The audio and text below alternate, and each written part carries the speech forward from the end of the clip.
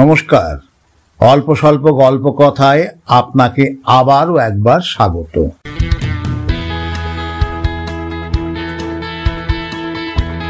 আজ আপনাদের কাছে আসছেন ব্যোমকেশ বক্সী এবং অবশ্যই তার সুযোগ্য সহকারী অজিত বন্দ্যোপাধ্যায়।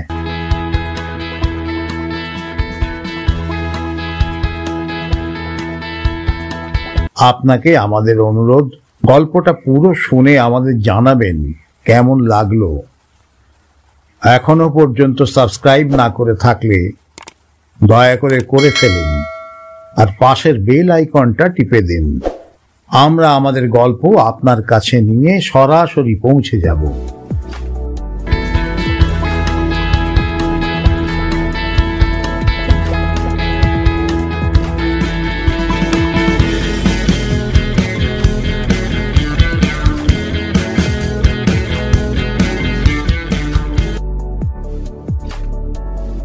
আজ আমাদের নিবেদন শ্রী শরদিন্দু বন্দ্যোপাধ্যায় রচিত একটি গোয়েন্দা গল্প, শৈল রহস্য।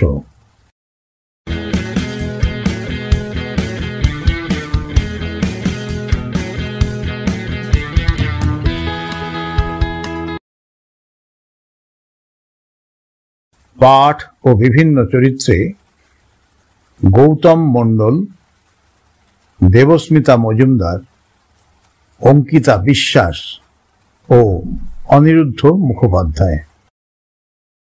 আবহ সৃজন, শব্দ সংযোজন, পোস্টার আর্ট এবং সম্পাদনায় কৃষাণু সরকার। শুরু করছি শৈল রহস্য।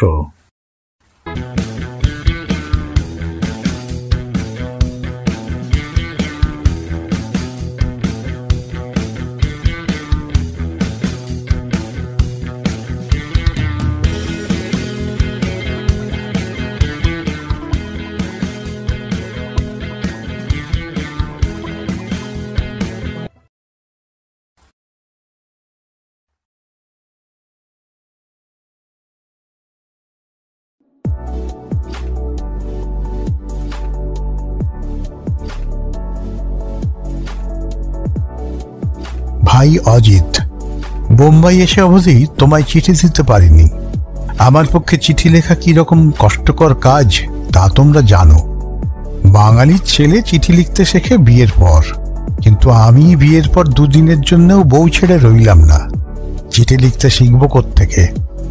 তুমি সাহিত্যিক মানুষ, বিয়ে না করেও লম্বা চিঠি লিখতে পারো, কিন্তু তোমার কল্পনা শক্তি আমি কোথায় পাবো ভাই? কাঠখোট্টা মানুষ, সে সত্য নিয়ে কারবার করি। তবু আজ তোমাকে এই লম্বা চিঠি লিখতে বসেছি। কেন লিখতে বসেছি তা চিঠি শেষ পর্যন্ত পড়লেই বুঝতে পারবে। মহাবালেশ্বর নামক শৈলপুরীর সহ্যাদ্রি হোটেলে রাত্রি 10টার পরে মোমবাতি জেলে আমি এই চিঠি লিখছি। বাইরে শীত জর্জর অন্ধকার। আমি ঘরের দরজানলা বন্ধ করে চিঠি লিখছি, তবু শীত আর অন্ধকারকে ঠেকিয়ে রাখা যাচ্ছে না। মোমবাতি শিখাটা থেকে থেকে নড়ে উঠছে। দেয়ালের গায়ে নিঃশব্দ ছায়া পা টিপে টিপে আনাগোনা করছে। ভৌতিক পরিবেশ।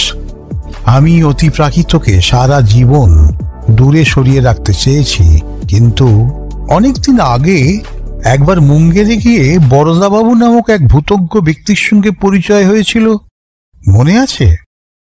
আমি তাকে বলেছিলাম, ভূত প্রেত থাকে থাক, আমি তাদের হিসেবের বাইরে রাখতে চাই। এখানে এসে কিন্তু মুশকিলে পড়ে গেছি। ওদের আর হিসেবের বাইরে রাখা যাচ্ছে না। কিন্তু থাক, গল্প বলার আর্ট জানা নেই বলেই বোধহয় পরের কথাটা আগে বলে ফেললাম। এবার গোড়া থেকে শুরু করি। যে কাজে বোম্বাই এসেছিলাম সে কাজটা শেষ করতে দিন 4 লাগলো। ভেবেছিলাম কাজ সেরেই ফিরে যাব, কিন্তু ফেরা হলো না। কর্মসূত্রে একজন উচ্চ পুলিশ কর্মচারীর সঙ্গে ঘনিষ্ঠতা হয়েছে। মারাঠি ভদ্রলোক, নাম বিষ্ণু বিনায়ক আপতে। তিনি বললেন, বম্বে আসিয়েছেন, পুনা না দেখে ফিরে যাবেন। আমি প্রশ্ন করলাম, পুনায় দেখবার কি আছে? তিনি বললেন, পুনা শিবাজী মহারাজের পীঠস্থান, সেখানে দেখবার জিনিসের অভাব। সিংগড়, শনিবার দুর্গ, ভবানী মন্দির। ভাবলাম এদিকে আর কখনো আসবো কিনা কে জানে, এ সুযোগ ছাড়া উচিত হবে না। আমি বললাম, বেশ, যাব। আপ্তের মোটরে চড়ে বেরোলাম।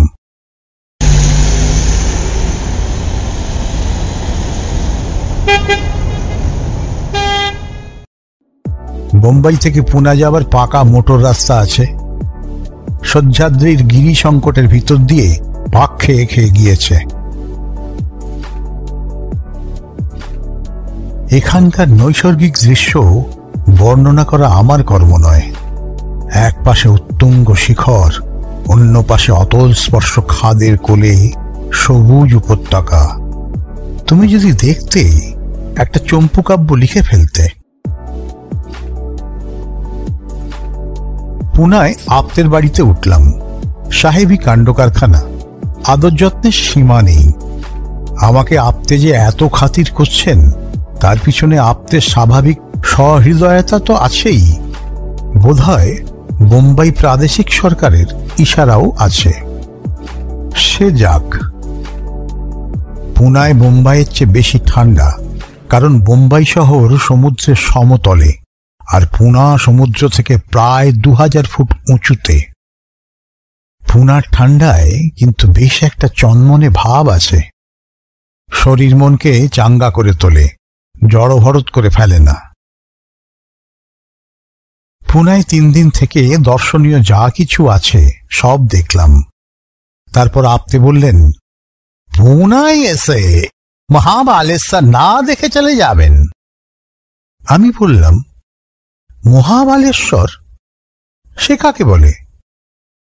আপ্তে হেসে বললেন, একটা জায়গার নাম, বম্বে প্রদেশের সেরা হিল স্টেশন।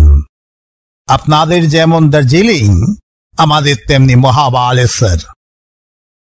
পুনা থেকে और 2000 ফুট উঁচু। गर्मी সময় বম্বের সবাই মহাবালেশ্বর যায়, কিন্তু শীতকালে তো যায় না। এখন ঠান্ডা কেমন? একেবারে হোম ওয়েদার।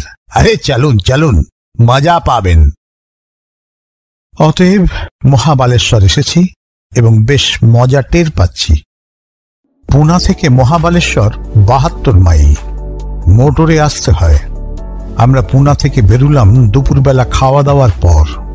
মহাবালেশ্বর পৌঁছলাম আন্দাজ 4টের সময়। পৌঁছে দেখি শহর শূন্য। 2-4 জন স্থায়ী বাসিন্দা ছাড়া সবাই পালিয়েছে। সত্যিই হোম ওয়েদার। দিনের বেলায় হিহিকম্প, রাত্রে হিহিকম্প। ভাগ্যিস আপ্তে আমার জন্য একটা মোটা ওভারকোট এনেছিলেন, নইলে শীত ভাঙত না। শহরের বর্ণনা দেব না। মনে করো দার্জিলিং এর ছোট ভাই। আপ্তে আমাকে নিয়ে সহ্যাদ্রি হোটেলে এসে উঠলেন।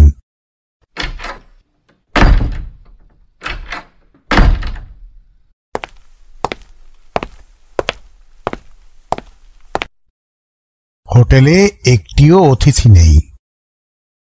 কেবল হোটেলের মালিক 2-3 জন চাকর নিয়ে বাস করছেন। হোটেলের মালিক জাতে পার্সি, নাম সোরাব হোমজি। আপ্তের পুরনো বন্ধু। বয়স্ক লোক, মোটাসোটা, টকটকে রং।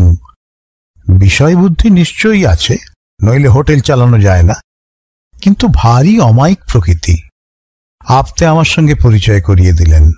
তিনি তীক্ষ্ণ দৃষ্টিতে আমার দিকে একবার তাকিয়ে খুব সমাদর করে নিজের বসবার ঘরে নিয়ে গেলেন। অবিলম্বে কফি এসে পড়ল, তার সঙ্গে নানা রকম প্যাস্ট্রি। হ্যাঁ, ভালো কথা, তুমি বোধহয় জানো না, গোঁড়া পার্সিরা ধূমপান করে না, কিন্তু মদ খায়। মদ না খেলে তাদের ধর্মবিশ্বাসে আঘাত লাগে। কফি পর্ব শেষ না হতে হতে সূর্যাস্ত হয়ে গেল। অতঃপর আপ্তেই আমাকে হোটেলে রেখে মোটরে নিয়ে বেরোলেন। এখানে তার কে একজন আত্মীয় আছে, তার সঙ্গে দেখা করে ঘণ্টাখানেকের মধ্যে ফিরবেন। তিনি চলে যাবার পর হোমজি মৃদু হেসে বললেন, আপনি বাঙালি? শুনে আশ্চর্য হবেন, 1-1.5 মাস আগে পর্যন্ত এই হোটেল के মালিক ছিলেন একজন বাঙালি। আশ্চর্য হলাম, বললাম, বলেন কি, বাঙালি এত দূরে এসে হোটেল খুলে বসেছিল? হোমজি বললেন, হ্যাঁ, তবে একলা না, তার একজন গুজরাটি অংশীদার ছিল। এই সময় একটা চাকর এসে অবদ্ধ ভাষায় তাকে কি বলল, তিনি আমাকে জিজ্ঞেস করলেন, আপনি কি স্নান করবেন? যদি করেন, গরম পানি তৈরি আছে। বললাম, রক্ষে করুন, এই শীতে স্নান, একেবারে বোম্বাই গিয়ে স্নান করব। চাকর চলে গেল। তখন আমি হোমজিকে প্রশ্ন করলাম, আচ্ছা, আপনি তো বম্বের লোক, তাহলে এই শীতে এখানে রয়েছেন কেন? এখানে তো কাজকর্ম এখন কিছু নেই। হোমজি বললেন, হ্যাঁ, কাজকর্ম আছে বই কি, মার্চ মাস থেকে হোটেল খুলবে, গেস্টরা আসতে শুরু করবে, তার আগে বাড়িটাকে সাজিয়ে গুজিয়ে ফিটফাট করে তুলতে হবে। তো তাছাড়া বাড়ির পিছন সাইডে আমি গোলাপের বাগান করেছি, দেখবেন। চলুন না, এখনো দিনের আলো আছে। বাড়ির পিছন দিকে গিয়ে বাগান দেখলাম। বাগান এখনো তৈরি হয়নি, তবে মাসখানেকের মধ্যে ফুল ফুটতে আরম্ভ করবে। হোমজির ভারী বাগানের শখ। এইখানে সহ্যাদ্রি হোটেলের একটা বর্ণনা দিয়ে রাখি। চুনকাম করা পাথরের দোতলা বাড়ি, সব শুদ্ধ 12-14টা বড় বড় ঘর আছে। সামনে দিয়ে গেরু মাটি ঢাকা রাস্তা গিয়েছে। পিছন দিকে গোলাপ বাগানের জমি, লম্বায় চওড়ায় কাঠাচারেক হবে। তারপরেই গভীর খাদ, শুধু গভীর নয়, খাড়া নেমে গিয়েছে। পাথরের মোটা আলসের উপর ঝুঁকে উঁকি মারলে দেখা যায় অনেক নিচে ঘন ঝোপঝাড়ের ভিতর দিয়ে একটা সরু ঝর্ণার ধারা বয়ে গেছে। আমরা বাগান দেখে ফিরছি, এমন সময় খাদের নিচে থেকে একটা গভীর আওয়াজ উঠে এলো।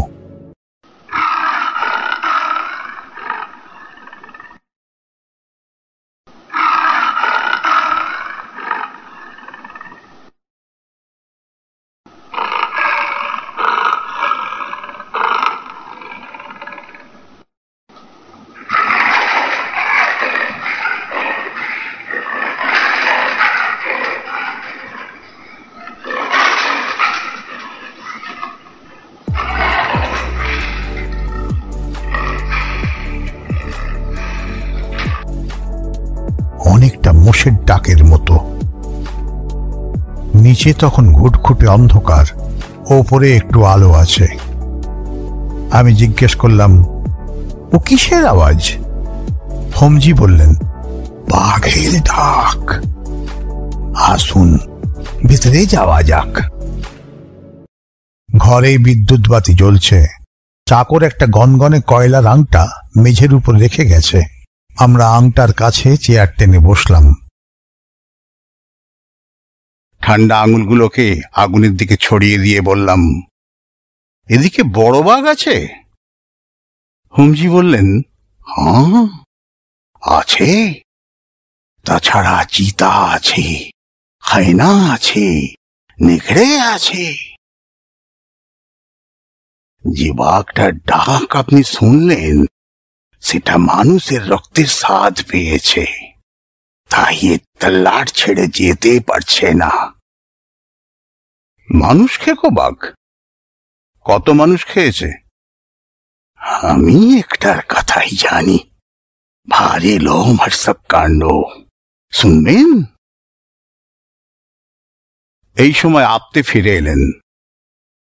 লোমহর্ষণ কাণ্ড চাপা পড়ে গেল। আপতে বললেন তাঁর আত্মীয় ছাড়ছেন না, আজ রাত্রে তাকে সেখানে ভোজন এবং শয়ন করতে হবে।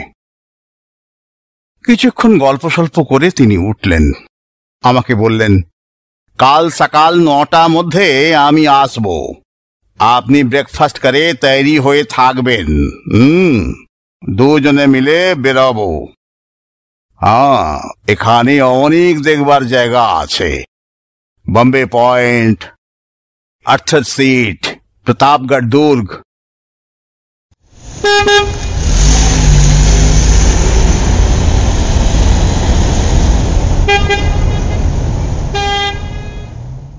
তিনি চলে গেলেন। আমরা আরো খানিকক্ষণ বসে এটা সেটা গল্প করলাম। এখানে এখন শাকসবজি, দুধ, ডিম, মুরগি খুব সস্তা, আবার গরমের সময় দাম চড়বে। কথায় কথায় হুমজি বললেন, আপনার ভূতের ভয় নেই তো? আমি হেসে উঠলাম। তিনি বললেন, কারু কারু থাকে, একলা ঘরে ঘুমাতে পারে না। তাহলে আপনার শোবার ব্যবস্থা আমি যদি দ্বিতলামে করি, আপনার অসুবিধা হবে না তো? বললাম, বিন্দুমাত্র না। আপনি কোথায় শোন? তিনি বললেন, আমি নিচে শুই, আমার বসবার ঘরের পাশে শোবার ঘর। আপনাকে উপরে দিচ্ছি তার কারণ এখন সব ঘরের বিছানাপত্র তুলে গুদামে রাখা আছে। অতিথি তো নেই, কেবল দোতলার একটা ঘর সাজানো আছে। তাতে হোটেলের ভূতপূর্ব মালিক সস্ত্রীক থাকতেন। ঘরটা যেমন ছিল তেমন আছে। বললাম, বেশ তো, সেই ঘরেই শোব। হুমজি চাকরকে ডেকে হুকুম দিলেন। চাকর চলে গেল। তারপর 8টা বাজলে আমরা খেতে বসলাম। এরই মধ্যে মনে হলো যেন কত রাত হয়ে গেছে, চারদিক নিশুতি। বাড়িতে যদি ডাকাত পড়ে, মা বলতেও নেই, বাপ বলতেও নেই। গল্প শোনার এই উপযুক্ত সময়। বললাম, আপনার লোমহর্ষণ কাণ্ড কই বললেন না? হুমজি বললেন, ভারী রোমাঞ্চকর ব্যাপার। এই বাড়িতেই ঘটেছিল আগেকার 2 মালিকের মধ্যে। বলি শুনুন। হুমজি বলতে আরম্ভ করলেন। খাওয়া এবং গল্প একসঙ্গে চলতে লাগলো। হুমজি বেশ রসিয়ে রসিয়ে গল্প বলতে পারেন, তাড়াহুড়ো নেই। তার মাতৃভাষা অবশ্য গুজরাটি, কিন্তু ভাঙা বাংলায় কথাবার্তা চলছিল। গল্পটাও সেভাবেই বললেন। আমি তোমার জন্য বাংলার সংক্ষিপ্ত অনুবাদ করে দিলাম। বছর 6 আগে মানিক ভাই মেহতা নামে এক গুজরাটি আর বিজয় বিশ্বাস নামে একজন বাঙালি মহাবালেশ্বরে এই সহ্যাদ্রি হোটেলটা খুলেছিল। দুজনে সমান অংশীদার। মেহেরার টাকা আর বিজয় বিশ্বাসের মেহনত, এই নিয়ে হোটেল আরম্ভ হয়। মানিক মেহতার অনেক কাজ কারবার। সে মহাবালেশ্বরে থাকতো না, তবে মাঝে মাঝে আসত। বিজয় বিশ্বাসী হোটেলের সর্বেসর্বা ছিলেন, কিন্তু আসলে হোটেলের দেখাশোনা করতেন বিজয় বিশ্বাসের স্ত্রী হৈমবতী। বিজয় বিশ্বাস কেবল ঘরে বসে সিগারেট টানতেন আর হিসেব নিকেশ করতেন। মানিক মেহতা লোকটা ছিল প্রচন্ড পাজি। অবশ্য তখন তার সম্বন্ধে কেউ কিছু জানত না। তাকে ভালো করে কেউ চোখেও দেখেনি। পরে সব জানা গেল। তার 3টে বউ ছিল, একটা গোয়ায়, একটা বম্বেতে আর একটা আমেদাবাদে। এই 3 জায়গায় বেশিরভাগ সময় সে থাকত। যত রকম বেআইনি দুষ্কার্য করাই ছিল তার পেশা। বোম্বাই প্রদেশে মদ্যপান নিষিদ্ধ। লোকটা বটলিং করত, বিদেশ থেকে লুকিয়ে সোনা আমদানি করত। অনেকবার তার মাল বাজেয়াপ্ত হয়েছে, কিন্তু লোকটাকে কেউ ধরতে পারেনি। বিজয় বিশ্বাসের সঙ্গে মানিক মেহতার জোটপাট কি করে হলো বলা যায় না। বিজয় বিশ্বাস লোকটি ওরকম ছিলেন না। যতদূর জানা যায়, বিজয় বিশ্বাস আগে থেকেই হোটেল চালানোর কাজ জানতেন। হয়তো পুনায় কিংবা বোম্বাইয়ে কিংবা আমেদাবাদে ছোটখাটো হোটেল চালাতেন। তারপর তিনি মানিক মেহতার নজরে পড়ে যান। মানিক মেহতা যে ধরনের ব্যবসা করে, তাতে কখনো হাতে অঢেল পয়সা, কখনো ভাঁড়ে মা ভবানী। সে বোধহয় মতলব করেছিল হোটেল কিনে কিছু টাকা আলাদা করে রাখবে, যাতে সংকটকালে হাতে একটা রেস্ত থাকে। বিজয় বিশ্বাস তার প্রকৃত চরিত্র জানতেন না। সরল মনেই তার অংশীদার হয়েছিলেন। বিজয় বিশ্বাস আর তাঁর স্ত্রীর ম্যানেজমেন্টে সহ্যাদ্রি হোটেল অল্পকালের মধ্যেই বেশ জাঁকিয়ে উঠল। মহাবালেশ্বরে হোটেলের মরশুম হচ্ছে 2.5 মাস, টেনে টুনে 3 মাস। কিন্তু এই কমাসের মধ্যেই হোটেলের আয় হয় 40 থেকে 50 হাজার টাকা। খরচ খরচা বাদ দিয়ে 20-25 হাজার টাকা লাভ থাকে। মানিক মেহতা মরশুমের শেষে এসে কখনো নিজের ভাগের টাকা নিয়ে যেত, কখনো বা টাকা ব্যাংকেই জমা থাকত। সোহরাব হোমজি প্রতি বছরই গরমের সময় মহাবালেশ্বরে আসতেন এবং সহ্যাদ্রি হোটেলে উঠতেন। হোটেলটি তাঁর খুব পছন্দ। মনে মনে ইচ্ছে ছিল এই রকম একটা হোটেল পেলে নিজেই চালাবেন। তিনি পয়সাওয়ালা লোক, জীবিকার জন্য কাজ করবার দরকার নেই, কিন্তু ব্যবসা করার প্রবৃত্তি পার্সিদের মজ্জাগত। গত বছর মে মাসে হোমজি যথারীতি এসেছেন। পুরনো খদ্দের হিসেবে হোটেলে তার খুব খাতির। স্বয়ং হৈমবতী তাঁর সুখ স্বাচ্ছন্দ্যের তত্ত্বাবধান করতেন। হোমজিও হৈমবতীর নিপুণ গৃহস্থালির জন্য তাকে খুব সম্মান করতেন। একদিন হৈমবতী বিমর্ষভাবে হোমজিকে বললেন, শেঠজি, আসছে বছর আপনি যখন আসবেন তখন আর আমাদের দেখতে পাবেন না। হোমজি আশ্চর্য হয়ে বললেন, সে কি, দেখতে পাবো না কেন? হৈমবতী বললেন, হোটেল বিক্রি করার কথা হচ্ছে। যিনি আমাদের পার্টনার তিনি আর হোটেলটা রাখবেন না। সেদিন সন্ধেবেলা হোমজি অফিস ঘরে গিয়ে বিজয় বিশ্বাসের সঙ্গে দেখা করলেন। বললেন, আপনারা নাকি হোটেল বিক্রি করছেন? বিজয় বিশ্বাসের বয়স আন্দাজ 45। স্ত্রীর চেয়ে অনেকটা বড়, একটু কাহিল গোছের চেহারা। আপাদমস্তক গরম জামা কাপড় পরে গলায় গলাবন্ধ জড়িয়ে বসে বসে সিগারেট টানছিলেন। হোমজিকেও খাতির করে বসালেন। বললেন, হ্যাঁ শেঠজি, আপনি কিনবেন?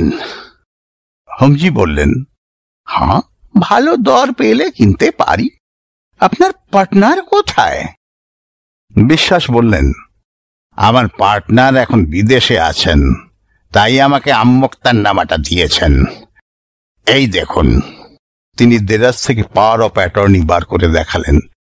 তারপর দর কষাকষি আরম্ভ হল। বিজয় বিশ্বাস হাঁকলেন 1.5 লাখ, হোমজি বললেন 50 হাজার। শেষ পর্যন্ত 84,000-এর অফা হল। কিন্তু স্থাবর সম্পত্তি কিনা তো 2-4 দিনের কাজ নয়। দলিল দস্তাবেজ তদারক করা, উকিল অ্যাটর্নির সঙ্গে পরামর্শ করা, রেজিস্ট্রি অফিসে খোঁজ খবর নেওয়া, এইসব করতে করতে কয়েক মাস কেটে গেল। নভেম্বর মাসের মাঝামাঝি হোমজি আর বিজয় বিশ্বাস পুনায় গেলেন। রেজিস্ট্রারের সামনে হোমজি নগদ টাকা দিয়ে রেজিস্ট্রি করালেন। কথা হলো 1 ডিসেম্বর তিনি হোটেলের দখল নেবেন। তারপর হোমজি বোম্বাই গেলেন। বিজয় বিশ্বাস মহাবালেশ্বরে ফিরে এলেন। হোটেলে তখন অতিথি নেই। একটা চাকরানি ছাড়া চাকর বাকরও বিদেয় হয়েছে। তাই এরপর যেসব ঘটনা ঘটেছিল তা কেবল হৈমবতীর জবানবন্দি থেকেই জানা যায়। মানিক মেহতা নিশ্চয়ই নিজে আড়ালে থাকবার মতলব করেই বিজয় বিশ্বাসকে মুক্তারনামা দিয়েছিল। যেদিন কবালা রেজিস্ট্রি হলো তার পরদিন রাত্রি 9টার সময় সে সহ্যাদ্রি হোটেলে এসে হাজির। পরে পুলিশের তদন্তে জানা গিয়েছিল মানিক মেহতা মহাবালেশ্বরের বাইরে 2 মাইল দূরে মোটর রেখে পায়ে হেঁটে মহাবালেশ্বরে ঢুকেছিল। সে যখন পৌঁছল তখন বিজয় বিশ্বাস আর হৈমবতী রাত্রের খাওয়া দাওয়া সেরে অফিস ঘরে বসে নিজেদের ভবিষ্যৎ সম্বন্ধে জল্পনা কল্পনা করছিলেন। চাকরানিটা শুতে গিয়েছিল। তখন বেশ শীত পড়ে গেছে। মানিক মেহতার গায়ে মোটা ওভারকোট, মাথায় পশমের মাংকি ক্যাপ। তার ব্যবহার বরাবরই খুব মিষ্টি। সে এসে বলল, হাই মা বেন, আমি আজ রাতে এখানে থাকবো আর খাবো। সামান্য কিছু হলে আমার চলবে। হৈমবতী খাবারের ব্যবস্থা করতে রান্নাঘরে চলে গেলেন। চাকরানিকে আর জাগালেন না। মানিক মেহতা আর বিজয় বিশ্বাস কাজকর্মের কথা শুরু করলেন। অফিস ঘরে একটা মজবুত লোহার সিন্দুক ছিল।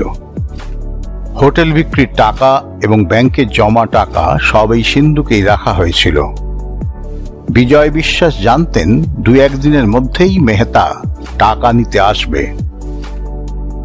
হৈমবতী রান্নাঘরে গিয়ে স্টোভ জেলে ভাজাভুজি তৈরি করতে লাগলেন, কিন্তু তাঁর কান পড়ে রইল অফিস ঘরের দিকে। রান্নাঘর অফিস ঘর থেকে বেশি দূরে নয়, তার উপর নিস্তব্ধ রাত্রি। কিছুক্ষণ পরে তিনি শুনতে পেলেন ওরা দুজন অফিস ঘর থেকে বেরিয়ে কথা বলতে বলতে হোটেলের পিছন দিকে জমিতে চলে গেলেন। হৈমবতীর একটু আশ্চর্য লাগলো, কারণ তার স্বামী শীতকাতুরে মানুষ, এত শীতে খোলা হাওয়ায় যাওয়া তার স্বভাব বিরুদ্ধ। কিন্তু হৈমবতীর মনে কোনো আশঙ্কাই ছিল না। তিনি রান্নাঘর থেকে বেরুলেন না, যেমন রান্না করছিলেন করতে লাগলেন।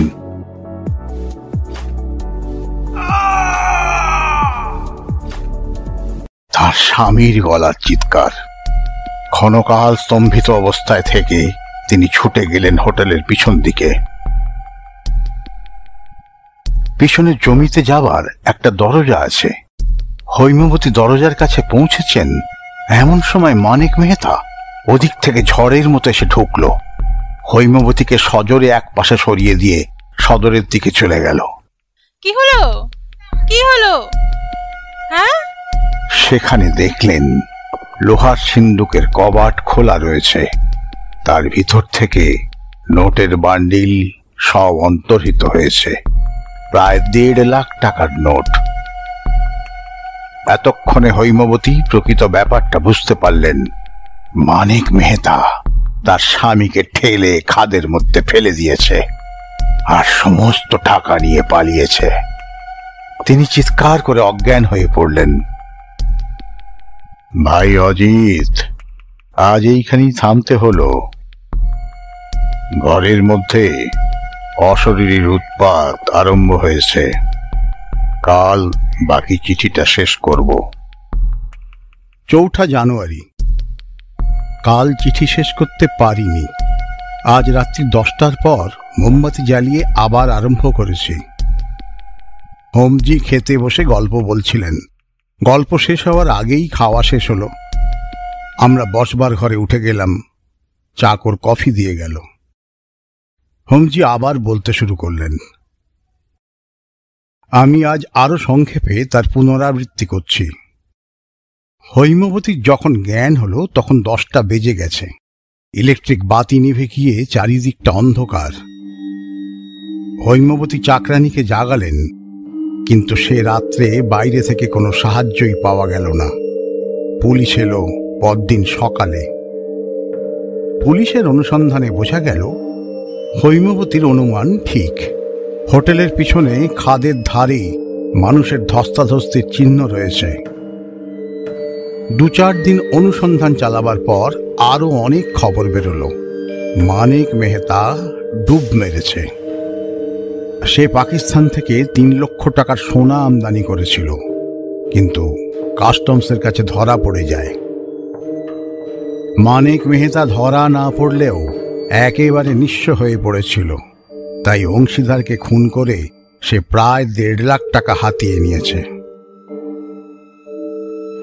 এদিকে খাদের তলা থেকে বিজয় বিশ্বাসের লাশ উদ্ধার করা দরকার, কিন্তু এমন দুর্গম এই খাদ যে সেখানে পৌঁছনো অতি কষ্টকর ব্যাপার।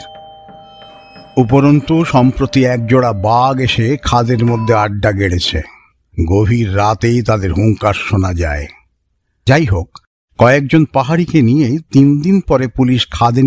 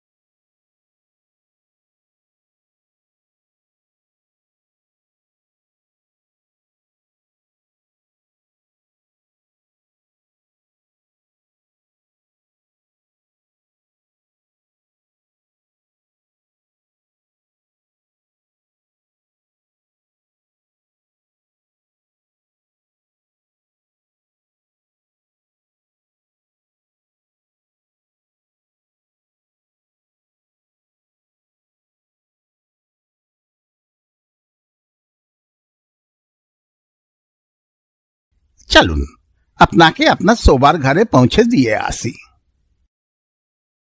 হোমজির একটা লম্বা গদার মতো ইলেকট্রিক টর্চ আছে, সেটা হাতে নিয়ে তিনি আমাকে পথ দেখিয়ে নিয়ে চললেন। দোতলায় এক সারি ঘর, সামনে টানা বারান্দা। সব ঘরের দরজায় তালা ঝুলছে, কেবল কোণের ঘরের দরজা খোলা। চাকর ঘরে মোমবাতি জেলে রেখে গেছে। হ্যাঁ, ভালো কথা, এদেশে মোমবাতিকে মেমবাতি বলে। ভারী কবিত্বপূর্ণ নাম, তাই না? বেশ বড় ঘর, সামনে বারান্দা, পাশে ব্যালকনি। ঘরের দুপাশে দুটো খাট রয়েছে, একটাতে বিছানা পাতা, অন্যটা উলঙ্গ হয়ে পড়ে আছে। ঘরের মাঝখানে একটা বড় টেবিল আর দুটো চেয়ার, দেয়ালের গায়ে ঠেকানো একটা ওয়ার্ডরোব। টেবিলের উপর একটা অ্যালার্ম টাইম পিস, এক বান্ডিল মোমবাতি, দেশলাই, আর একটা থার্মোফ্লাক্সে গরম কফি। রাত্রে যদি তেষ্টা পায় খাবো। হোমজি অতিথি সৎকারের কোনো ত্রুটি রাখেননি। হোমজি বললেন, এই ঘরে বিজয় বিশ্বাস স্ত্রীকে নিয়ে থাকতেন।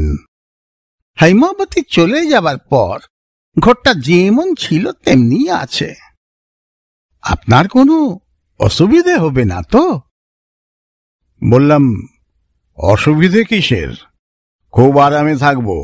আপনি যান, এবার শুয়ে পড়ুন গিয়ে। এখানে বোধহয় সকাল সকাল ঘুমিয়ে পড়াই রেওয়াজ। হোমজি হেসে বললেন, হ্যাঁ, শীতকালে তা বটে, কিন্তু সকাল 8-9টার আগে কেউ বিছনা ছাড়ে না। আপনি যদি আগে উঠতে চান, গাড়িতে অ্যালার্ম দিয়ে রাখবেন। আর এই টর্চটা রাখুন, রাত্রে যদি দরকার হয়। ধন্যবাদ। হোমজি নেমে গেলেন। আমি দরজা বন্ধ করে দিলাম। মোমবাতির আলোয় ঘরটা আবছায়া দেখাচ্ছে। আমি টর্চটা জ্বালিয়ে ঘরময় একবার ঘুরে বেড়ালাম। আমার সুটকেস চাকর ওয়ার্ডরোবের পাশে রেখে গেছে। ওয়ার্ডরোব খুলে দেখলাম সেটা খালি। এসেন্স, কর্পূর, ন্যাপথলিন মেশা একটা গন্ধ নাকে এলো। হৈমবতী এই ওয়ার্ডরোবেই নিজের কাপড় চোপড় রাখতেন। ঘরের পিছন দিকে একটা সরু দরজা রয়েছে। খুলে দেখলাম টয়লেট, আবার বন্ধ করে দিলাম। তারপর চেয়ারে এসে বসে একটা সিগারেট ধরালাম।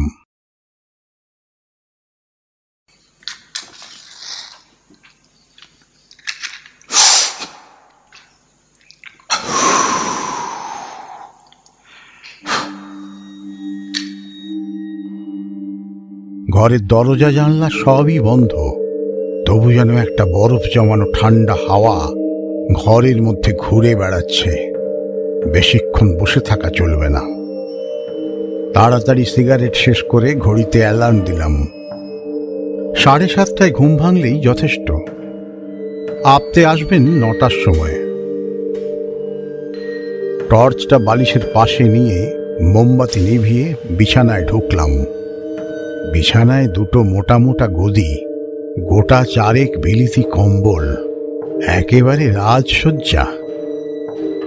ক্রমশ কম্বলের মধ্যে শরীর গরম হতে লাগলো। কখন ঘুমিয়ে পড়লাম। আশ্চর্য এই যে প্রথম রাত্রে ঘুমোবার আগে পর্যন্ত অতিপ্রাকৃত কোনো ইশারা ইঙ্গিত আমি পাইনি। ঘুম ভাঙল ঝনঝনি অ্যালার্মের শব্দে। ধড়মড় করে বিছানায় উঠে বসলাম। ঘর অন্ধকার। কোথায় আছি মনে করতে কয়েক সেকেন্ড কেটে গেল। তারপর মনে পড়ল, কিন্তু এত শিগগির 7:30 বেজে গেল। কই, জানলার শার্সি দিয়ে দিনের আলো দেখা যাচ্ছে না তো। টর্চ জেলে ঘড়ির ওপরে আলো ফেললাম। চোখে ঘুমের জড়তা রয়েছে। মনে হচ্ছে ঘড়িতে 2 বেজেছে, কিন্তু অ্যালার্ম ঝনঝন শব্দে বেজে চলেছে।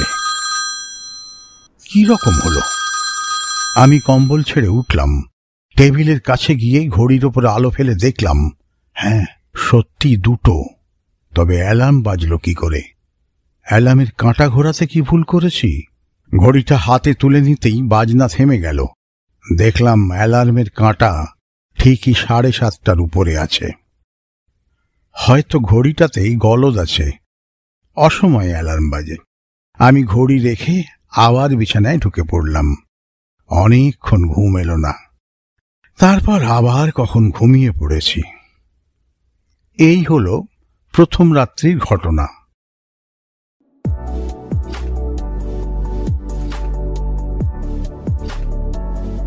পরদিন সকালে ব্রেকফাস্ট খেতে বসে হোমজিকে জিজ্ঞেস করলাম, আপনার টাইম পিসে কি অসময়ে অ্যালার্ম বাজে নাকি? তিনি ভুরু তুলে তাকালেন। কই না তো, কেন বলুন তো? বললাম। তিনি শুনেই উদ্বিগ্ন মুখে একটু চুপ করে রইলেন। তারপর বললেন, হয়তো সম্প্রতি খারাপ হয়ে থাকতে পারে।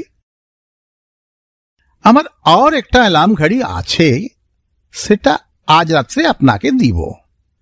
আমি আপত্তি করতে যাচ্ছিলাম, এমন সময় চাকর একটা চিঠি এনে আমার হাতে দিল।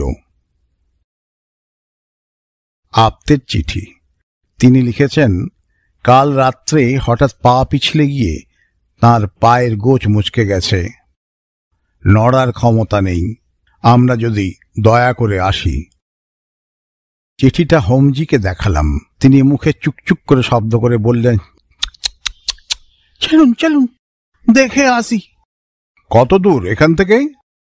হ্যাঁ, 2 মাইল হবে। বাজারের মধ্যে আছে। বাজারে মহারাষ্ট্র ব্যাংকের একটা ব্রাঞ্চ আছে। আপনার রিলেটিভ তার ম্যানেজার। ব্যাংকের উপর তলে থাকেন। ব্রেকফাস্ট সেরে বেরুলাম। হোমজির একটা ছোটখাটো স্ট্যান্ডার্ড মোটর আছে, তাইতে চড়ে গেলাম। ব্যাংকের বাড়িটা দোতলা। বাড়ির পাশ থেকে খোলা সিঁড়ি ওপরে উঠেছে। আমরা ওপরে উঠে গেলাম। আপতে বালিশের উপর ব্যান্ডেজ বাঁধা পা তুলে দিয়ে খাটে শুয়ে আছেন। আমাদের দেখে 2 হাত বাড়িয়ে বললেন, আসুন আসুন আসুন। আরে কি কাণ্ড দেখুন তো! কোথায় আপনাকে নিয়ে ঘুরে বেড়াবো, তা না একেবারে শয্যাশায়ী। আমি খাটের পাশে চেয়ারে বসলাম। কি হয়েছিল? আপতে বললেন, রাত্রে একটা শব্দ শুনেই আমার নীঁদ টুটে গেল। শুনলাম কি দরজাতে কে টুকটুক করে টোকা মারছে। বিছানা ছেড়ে উঠলাম, কিন্তু দুয়ার খুলে দেখি কেউ নেই। আবার দুয়ার বন্ধ করে ফিরছি, পা মোচড়ে পড়ে গেলাম। বাম পাটা আস্তে প্রাণ হয়ে গেল। আর কোথাও লাগেনি তো? না, আর কোথাও লাগেনি। কিন্তু আপতে একটু চুপ করে থেকে বললেন, আশ্চর্য, আমি হিঞ্জাইন, পায়ে কাপড়ও জড়িয়ে যায়নি, কিন্তু মনে হলো কে আমাকে পিছন থেকে ধাকেল দিল। আমার কি মনে হলো জিজ্ঞেস করলাম, রাত্রি তখন কটা? হ্যাঁ, ঠিক 2টো। এ বিষয়ে আর কথা হলো না। গৃহস্বামী এসে পড়লেন। ব্যাংকের ম্যানেজার হলেও অনন্ত রাও দেশপাণ্ডে বেশ ফুর্তিবাজ লোক। আজকাল ব্যাংকের কাজকর্ম নেই বললেই হয়। তিনি আমাদের সঙ্গে আড্ডা জমালেন। আপতের পা ভাঙা নিয়ে খানিকটা ঠাট্টা তামাশা হলো। গরম গরম চিড়ে ভাজা আর পটাটো চিপস দিয়ে আরেক প্রস্ত কফিও হলো। তারপর আমরা উঠলাম। আপতে কাতরভাবে বললেন, ভেবেছিলাম মিস্টার বক্সিকে মহাবালেশ্বর ঘুরিয়ে দেখাবো, তা হলো না। 2-3 দিন তো মাটিতে পা রাখতে পারবো না। হোমজি বললেন, আরে তাতে কি হলো, আমি ওনাকে মহাবালেশ্বর দেখিয়ে দিব। আমার তো এখন ছুটি। কাল আবার আসবো বলে আমরা চলে এলাম। দুপুরবেলা লাঞ্চ খেয়ে হোমজির সঙ্গে বেরোলাম। কাছাকাছি কয়েকটা দর্শনীয় স্থান আছে। একটা হ্রদ আছে, তাতে মোটর লঞ্চ চড়ে বেড়ালাম। মহাবালেশ্বরের মধু বিখ্যাত। কয়েকটা মধুর কারখানা দেখলাম। মৌমাছি মধু তৈরি করছে আর মানুষ তাই বিক্রি করে পয়সা রোজগার করছে। মৌমাছিদের খেতে দিতে হয় না, মজুরি দিতে হয় না, একটা ফুলের বাগান থাকলেই হলো। কিন্তু যাক, বাজে কথা লিখে চিঠি বড় করব না, এখনো আসল কথার সবটাই বাকি। হোমজির কাছ থেকে একটা চিঠির প্যাড জোগাড় করেছি, তাও প্রায় ফুরিয়ে এলো। আলো নেভার আগেই শুয়ে পড়লাম। এতক্ষণ লক্ষ্য করিনি। শুয়ে শুয়ে দেখছি একটা চামচিকে ঘরে ঢুকেছে। দরজা জানলা সব বন্ধ, তাই পালাতে পারছে না। নিঃশব্দ পাখায় ঘরের কোণ থেকে ওখানে যাচ্ছে। দরজা খুলে তাকে তাড়ানো যায় কিনা ভাবছি, এমন সময় ইলেকট্রিক বাতি নিভে গেল। আর উপায় নেই।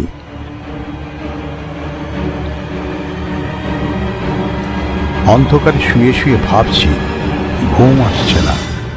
কাল রাত্রি 2টোর সময় আমার ঘরে অকারণে অ্যালার্ম ঘড়ি বাজল, আর ঠিক সেই সময় 2 মাইল দূরে আপ্তের পা মচকালো।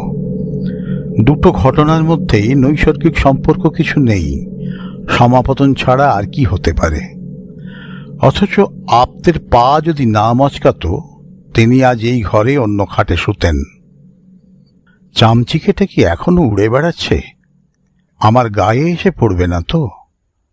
পরে পড়ুক, ইতর প্রাণীকে আমার ভয় নেই।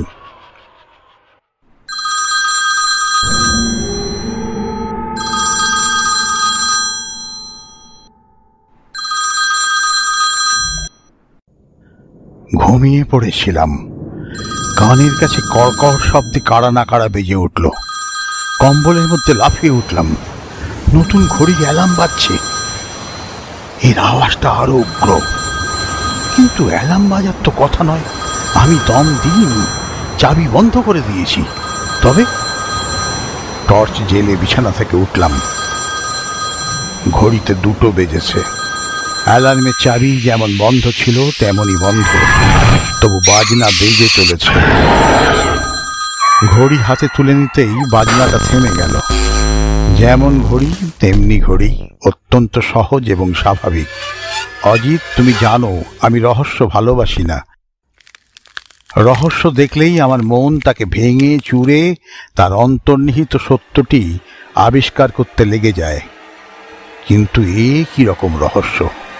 অলৌকিক ঘটনার প্রতি আমার বুদ্ধি স্বভাবতই বিমুখ। যা প্রমাণ করা যায় না তা বিশ্বাস করতে আমার বিবেকে বাধে। কিন্তু কি? চক্ষু কর্ণ দিয়ে যাকে প্রত্যক্ষ করছি, তার সঙ্গে ঐহিক কিছুরই কোনো সংস্রব নেই। অমূলক কারণহীন ঘটনা চোখের সামনে ঘটে যাচ্ছে। এর মূল পর্যন্ত অনুসন্ধান করে দেখতে হবে।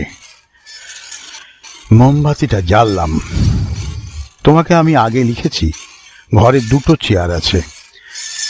তার মধ্যে একটা সাধারণ খাড়া চেয়ার, অন্যটা দোলনা চেয়ার। সিগারেট ধরিয়ে মৃদু মৃদু দোল খেতে লাগলাম। দোরের দিকে মুখ করে বসেছি। ডান পাশে টেবিল, বাঁ পাশে দেয়ালে লাগানো ওয়ার্ডরোব, পিছনে আমার খাট। আমি সিগারেট টানতে টানতে দুলছি আর ভাবছি, চামচিকেটা কোথায় ছিল জানি না। বাতি জ্বলতে দেখে আবার উঠতে আরম্ভ করেছে। আমার মাথা ঘিরে চক্কর মারছে। পাখার শব্দ নেই, কেবল এক টুকরো জমাট অন্ধকার শূন্যে ঘুরপাক খাচ্ছে। সিগারেট শেষ করে চোখ বুজে আছি। ভাবছি কি হতে পারে। 2টো ঘড়িতেই বেতালা অ্যালার্ম বাজে। তবে কি হোমজি আমার সঙ্গে প্র্যাকটিক্যাল যোগ করছেন? আমি কাল ভূতের কথায় হেসেছিলাম, তাই তিনি আমাকে ভয় দেখাচ্ছেন? তা যদি হয়, তাহলে ঘড়িটার যন্ত্রপাতি খুলে পরীক্ষা করলেই ধরা পড়ে যাবে। কিন্তু হোমজি বয়স্ক ব্যক্তি, এমন বাঁদুরে রসিকতা করবেন, এটা বিশ্বাস করতে কষ্ট হচ্ছে। কতক্ষণ চোখ বুজে বসে দোল খাচ্ছিলাম বলতে পারি না। মিনিট 15-এর বেশি নয়। কিন্তু চোখ খুলে চমকে গেলাম। দোলনা চেয়ারটা দুলতে দুলতে ঘুরে গেছে। আমি দরজার দিকে মুখ করে বসেছিলাম, এখন ওয়ার্ডরোবের দিকে মুখ করে বসে আছি। শুধু তাই নয়, ওয়ার্ডরোবের খুব কাছে এসে পড়েছি। চেয়ার ঘুরে যাওয়ার একটা স্বাভাবিক ব্যাখ্যা থাকতে পারে, কিন্তু রাত 2টোর সময় একলা ঘরে এরকম ব্যাপার ঘটলে স্নায়ুমণ্ডলে ধাক্কা লাগে। আমারও লেগেছিল।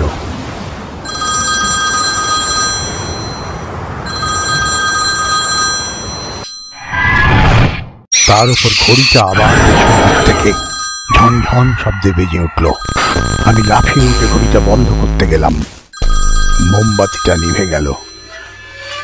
বোঝো ব্যাপার। আমার স্নায়ু যদি দুর্বল হতো তাহলে কি করতাম বলা যায় না, কিন্তু আমি দেহটাকে শক্ত করে স্নায়ুর উৎকণ্ঠা দমন করলাম। আমার গায়ের কম্বলের বাতাস লেগে হয়তো মোমবাতিটা নিভে গেছে। আমি আবার মোমবাতিটা জ্বাললাম। ঘড়িটা হাতে নিতেই তার বাজনা থেমে গেল, কিন্তু ঘড়িকে আর বিশ্বাস নেই। আমি সেটাকে হাতে নিয়ে ওয়ার্ডরোবের কাছে গেলাম।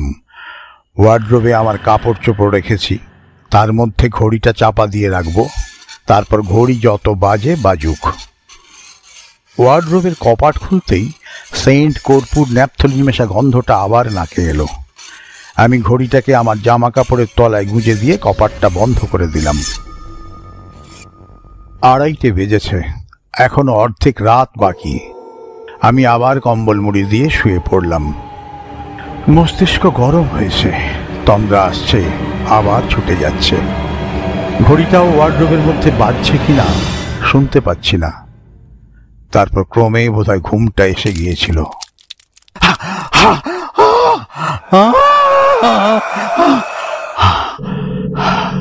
বেঘর চিৎকার করে জেগে উঠলাম। কম্বলের মধ্যে আমার পেটের কাছে একটা কিছু কিলবিল করছে, টিকটিকি কিংবা ব্যাং কিংবা চামচিকে। এক টানে কম্বল সরিয়ে বিছানা থেকে লাফিয়ে নামলাম। টর্চ জ্বাললাম, মোমবাতি জ্বাললাম। বিছানায় কোনো জন্তু জানোয়ার নেই। চামচিকেটাও কোথায় অদৃশ্য হয়েছে।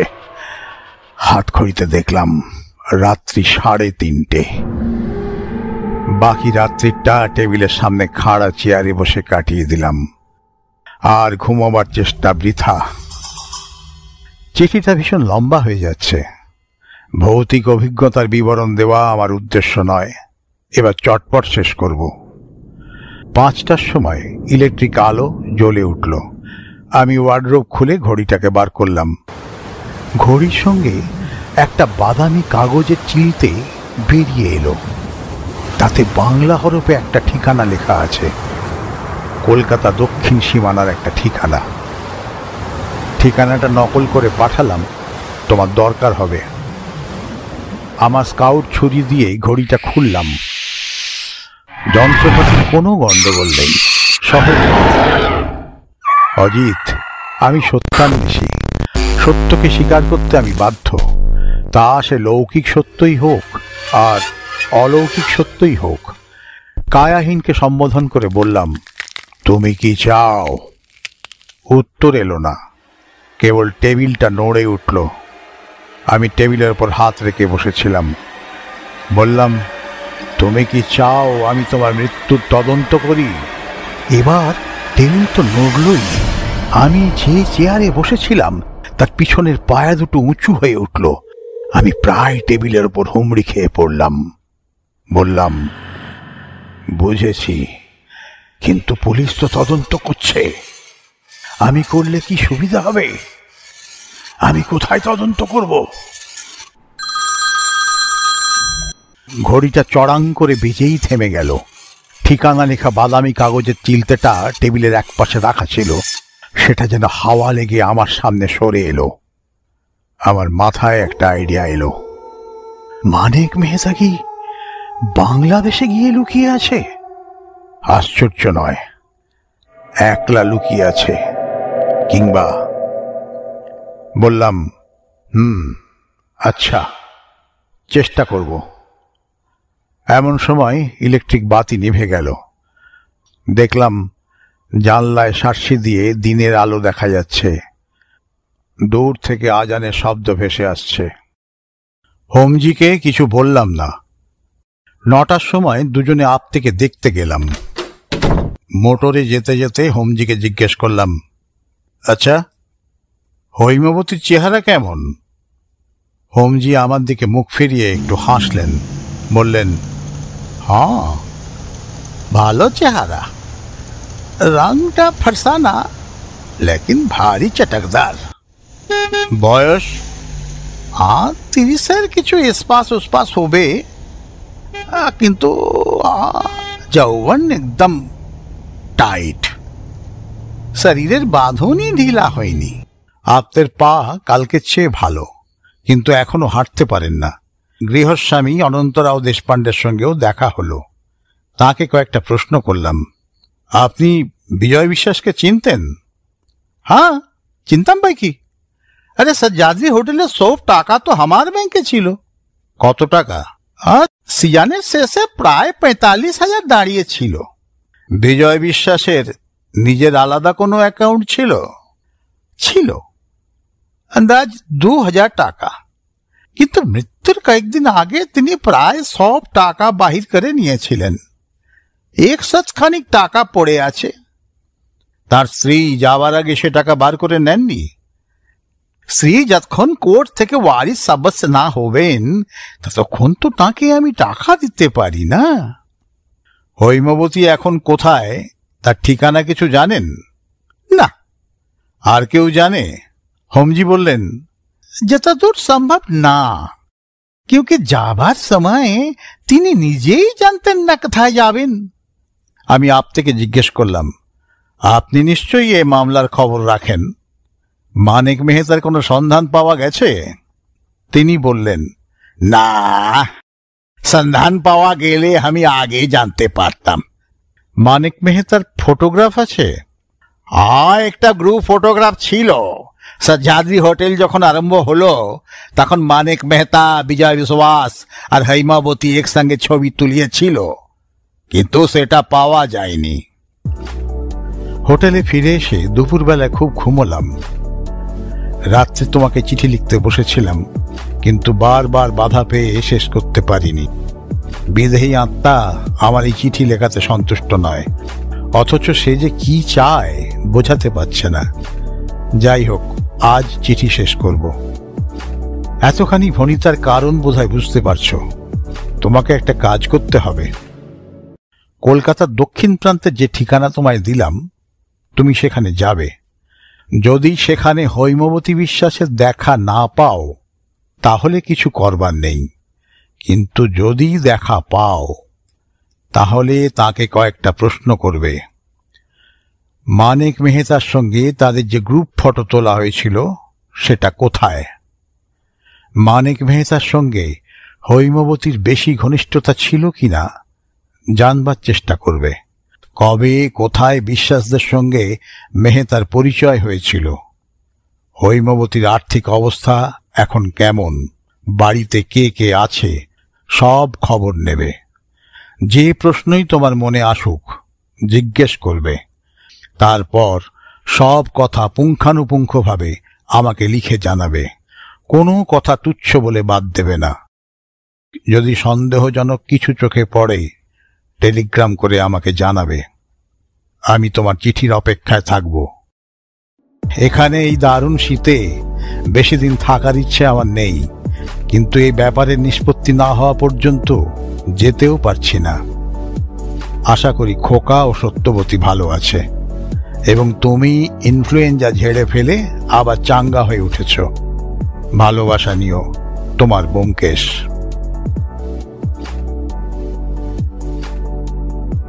ভাই ব্যোমকেশ, তোমার চিঠি আজ সকালে পেয়েছি এবং রাত্রে বসে জবাব লিখছি। হায় নাস্তিক, তুমি শেষে ভূতের খপ্পরে পড়ে গেলে। সত্যবতী জানতে চেয়েছে ভূত বটে তো, পেতনি নয়। ওদিকে পেতনিরা কি ভারী জাহাবাজ হয়। যাক, বাজে কথা লিখে পুঁথি বাড়াবো না। তোমার নির্দেশ অনুযায়ী আজ বেলা 3টে নাগাদ বাসা থেকে বেরোচ্ছি। বিকাশ দত্ত এলো। আমি কোথায় যাচ্ছি শুনে সে বলল, সর্বনাশ, সে যে ধার ধরে গোবিন্দপুর, পথ চিনে যেতে পারবেন তো? আমি বললাম, তুমি চলো না। বিকাশ রাজি হলো। তাকে সব বললাম না, মোটামুটি একটা আন্দাজ দিলাম। দুজনে চললাম। সত্যি ধারধারা গোবিন্দপুর বটে। ট্রামে বাসে কলকাতার দক্ষিণ সীমানা ছাড়িয়ে যেখানে গিয়ে পৌঁছালাম সেখানে কেবল একটা লম্বা রাস্তা চলে গিয়েছে। রাস্তার 200-300 গজ অন্তর একটা করে বাড়ি। শেষ পর্যন্ত বেলা আন্দাজ 4:30 নাগাদ নির্দিষ্ট ঠিকানায় উপস্থিত হলাম। রাস্তা থেকে খানিক পিছিয়ে ছোট্ট একটা একতলা বাড়ি, চারিদিকে খোলা মাঠ। বিকাশকে বললুম, তুমি রাস্তার ধারে গাছতলায় বসে বিড়ি খাও, আমি খানিক পরে ফিরতে পারি, আবার ঘন্টাখানেক দেরিও হতে পারে। বাড়ির সদর দরজা বন্ধ। আমি গিয়ে কড়া নাড়লাম। একটা চাকর এসে দরজা খুলে দাঁড়ালে, বললে, শ্রীমতী হৈমবতী বিশ্বাসের সঙ্গে দেখা করতে চাই। আপনার নাম? অজিত বন্দ্যোপাধ্যায়। কি দরকার? সেটা শ্রীমতী বিশ্বাসকেই বলবো। তুমি তাকে বলো মহাবালেশ্বর থেকে চিঠি পেয়ে এসেছি। আজ্ঞা, একটু রন। বলে চাকরটা দরজা বন্ধ করে দিয়ে চলে গেল। 10 মিনিট দাঁড়িয়ে আছি, সারা শব্দ নেই। তারপর দরজা খুলল। চাকরটি বলল, আসেন। বাড়িতে ঢুকেই ঘর, আসবাবপত্র বিশেষ কিছু নেই, 2টো চেয়ার, একটা টেবিল। চাকর বললে, আজ্ঞা বসেন, গিন্নি থাইলেন স্নান করতেছেন, অহনেই আসবেন। একটা চেয়ারে বসলাম। বসে আছি তো বসেই আছি। চাকরটা এদিক ওদিক ঘুরঘুর করছে, বোধহয় আমাকে বিশ্বাস করতে পারছে না। আজকাল কলকাতার যা ব্যাপার স্যাপার দাঁড়িয়েছে, অচেনা লোককে বাড়িতে ঢুকতে দিতে ভয় হয়। চোর ডাকাত গুন্ডা যা কিছু হতে পারে। বসে বসে ভাবলাম, গিন্নি ঠাকুরনের স্নান যতক্ষণ না শেষ হচ্ছে ততক্ষণ চাকরটাকে নিয়ে একটু নাড়াচাড়া করি। বললাম, তুমি কতদিন এখানে কাজ করছো? চাকরটি অন্দরের দোরের সামনে দাঁড়িয়ে বলল, আজ্ঞা এই মাত্র তো 1 মাসও হয় নাই অন্তরী। দেখলাম লোকটির কথায় একটু পূর্ববঙ্গের টান আছে। তোমার দেশ কোথায়? ফরিদপুর জেলা। বলে সে চৌকাঠের উপর উবু হয়ে বসল। আধবয়সী লোক, মাথায় কদমছাট চুল, গায়ে একটা ছেঁড়া ময়লা রঙের সোয়েটার। কতদিন কলকাতায় আছো? তা 3 বছর হইতে চললো। এখানে মানে এই বাড়িতে কজন মানুষ থাকে? হয় গিন্নি ঠাকরেন একলা থাকেন। স্ত্রীলোক একটা থাকেন, পুরুষ কেউ নেই? আজ্ঞা না, আমি বুড়া মানুষ, দেখাশোনা করি। এখানে কারো যাওয়া আসা আছে? আগে না, আপনি প্রথম আইলেন। এই সময় হৈমবতীকে দোরের কাছে দেখা গেল। চাকরটা উঠে দাঁড়ালো, আমিও দাঁড়ালাম। ইতিমধ্যে ঘরের মধ্যে দিনের আলো কমে গিয়েছে। তিনি চাকরকে বললেন, মহেশ, আলোটা জেলে নিয়ে এসো। চাকর চলে গেল। অল্প আলোতেই মহিলাটিকে দেখার অসুবিধা ছিল না। দীঘল চেহারা, সুশ্রী মুখ, মুখে একটা চিত্তাকর্ষক সৌকুমার্য আছে। যৌবনের চৌকাঠ পার হতে গিয়ে থমকে দাঁড়িয়ে পড়েছে। পরনে সাদা থান, গায়ে একটাও অলংকার নেই। পবিত্র করছি না, কিন্তু তার সদ্যস্নাত চেহারাটি দেখে বৃষ্টির ভেজা সন্ধ্যায় রজনীগন্ধার কথা মনে পড়ে যায়। আমি হাত জোর করে নমস্কার করলাম। তিনি প্রতি নমস্কার করে বললেন, আপনি মহাবালেশ্বর থেকে এসেছেন? আমি বললাম, না, আমার বন্ধু ব্যোমকেশ বক্সী মহাবলেশ্বরে আছেন, তার চিঠি পেয়ে আপনার সঙ্গে দেখা করতে এসেছি। তবে কি মানিক মেহতা ধরা পড়েছে? বললাম, না, এখনো ধরা পড়েননি। হৈমবতী আস্তে আস্তে চেয়ারে বসলেন, নিরাশ স্বরে বললেন, বসুন। আমার কাছে এসেছেন কেন? আমি বসলাম, বললাম, আমার বন্ধু ব্যোমকেশ বক্সী। ব্যোমকেশ বক্সী কে? পুলিশের লোক? না, ব্যোমকেশ বক্সীর নাম শোনেননি? এই বলে তোমার পরিচয় দিলাম। তার মুখ নিরুৎসুক হয়ে রইল। দেখা যাচ্ছে তুমি নিজেকে যতটা বিখ্যাত মনে করো ততটা বিখ্যাত নও। সব শুনে হৈমবতী বললেন, ও, আমি জানতাম না। সারা জীবন বিদেশে কেটেছে। এই সময় মহেশ চাকর একটা লণ্ঠন এনে টেবিলের উপর রেখে চলে গেল। বলা বাহুল্য, বাড়িতে বিদ্যুৎ সংযোগ নেই। লণ্ঠনের আলোয় হৈমবতীর মুখ আরো স্পষ্টভাবে দেখলাম। দেখি ব্যথিত আশাহত মুখ, ক্লান্তি ভরে থমথম করছে। 2-1 গাছি ভিজে চুল, কপালে গালে জুড়ে রয়েছে। আমার মুখ লজ্জিত হয়ে উঠল। এই শোকনিশীথা মহিলাকে বেশি কষ্ট দেওয়া উচিত নয়। বললাম, আমাকে মাফ করবেন। মানিক মেহতাকে ধরবার উদ্দেশ্যেই ব্যোমকেশ আমাকে কয়েকটি প্রশ্ন করে পাঠিয়েছে। মানিক মেহতার সঙ্গে আপনাদের প্রথম পরিচয় কবে হয়? হৈমবতী বললেন, 6 বছর আগে। আমাদের তখন আহমেদাবাদে একটি ছোট্ট হোটেল ছিল। কি কুক্ষণেই যে তার সাথে আমাদের দেখা হয়েছিল। মানিক মেহতার সঙ্গে আপনার বেশ ঘনিষ্ঠ পরিচয় হয়েছিল? আমার সঙ্গে তার সর্বসাকুল্যে 5-6 বারের বেশি দেখা হয়নি। বছরের মধ্যে 1 বার কি 2 বার আসতেন। চুপি চুপি আসতেন, নিজের ভাগের টাকা নিয়ে চুপি চুপি চলে যেতেন। তার এই চুপি চুপি আসা যাওয়া দেখে তার চরিত্র সম্বন্ধে আপনার কোনো সন্দেহ হয়নি?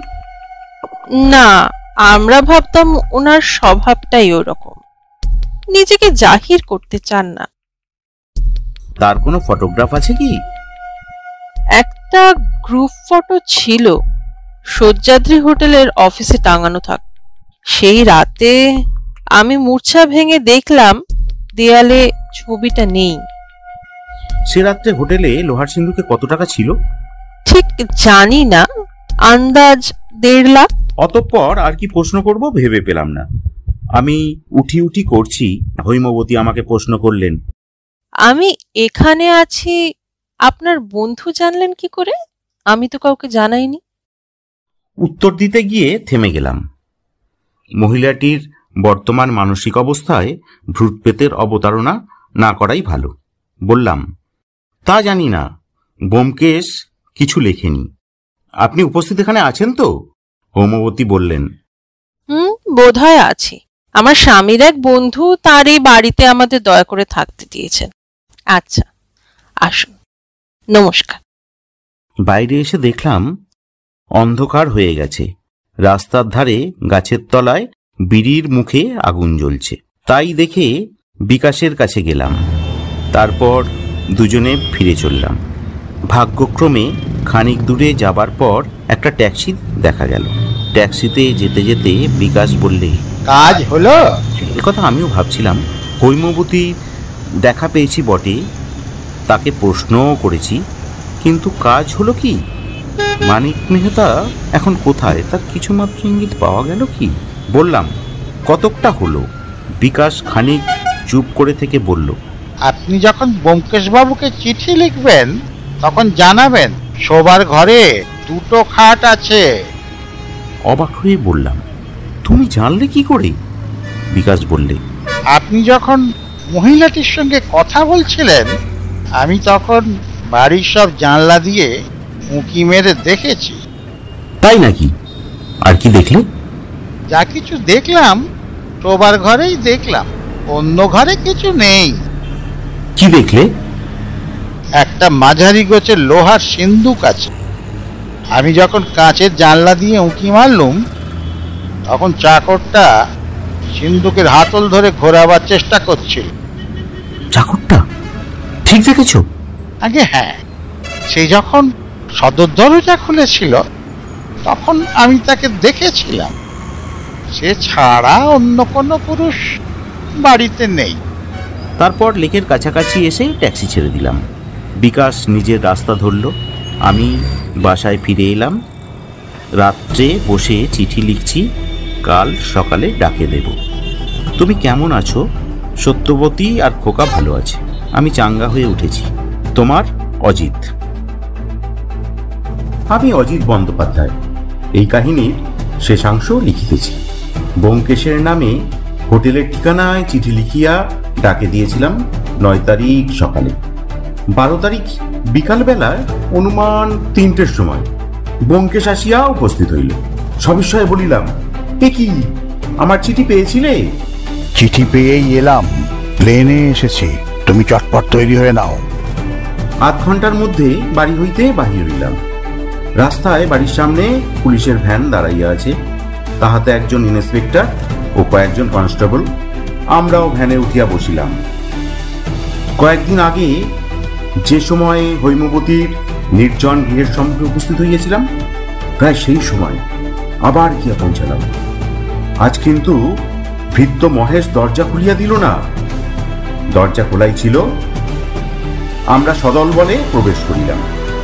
বাড়িতে কেহ নাই, হৈমবতী নাই, মহেশ নাই, কেবল আসবাবগুলো পড়িয়া আছে।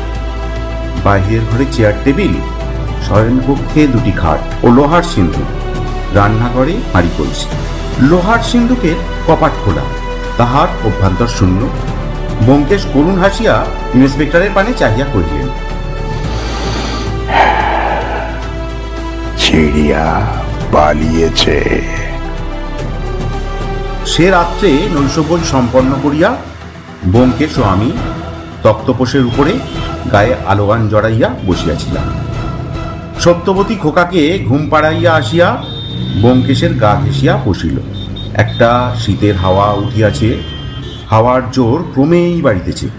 আমাদের ঘরের জানালা দরজা সব বন্ধ, তবুও কোন অদৃশ্য চিত্রপথে ছুঁচের মতো বাতাস প্রবেশ করিয়া গায়ে বিঁধিতেছে।